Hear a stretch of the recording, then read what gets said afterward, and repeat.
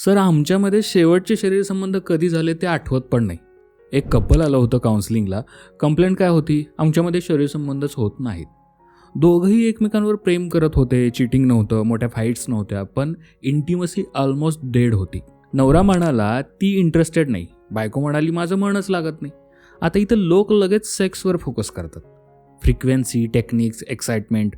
पण मी त्यांना एक वेगळाच प्रश्न विचारला, तुम्ही शेवटचं कधी शांतपणे बसून एकमेकांशी मनापासून बोललात? ते दोघं शांत झाले, कारण उत्तर होतं आठवत नाही. दिवसभर काय चालू होतं?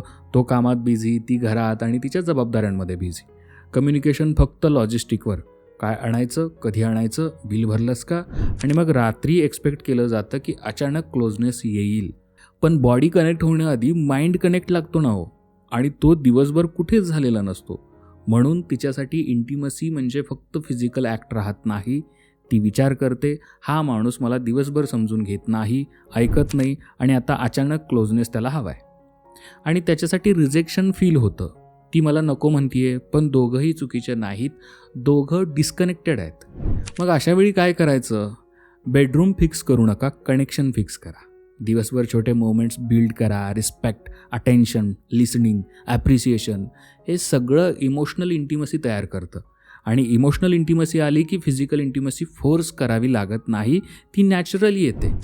लक्षात ठेवा, इंटिमसी रात्री तयार होत नाही, ती दिवसभर बिल्ड होते. आणि जर तुमच्या नात्यात क्लोजनेस हरवला असेल पण रिझन समजत नसेल, तर त्यावर काम करणं गरजेचं आहे. 1-on-1 काउन्सिलिंगसाठी व्हॉट्सअपवर टॉक असा मेसेज करा 8010093939 या नंबरवर.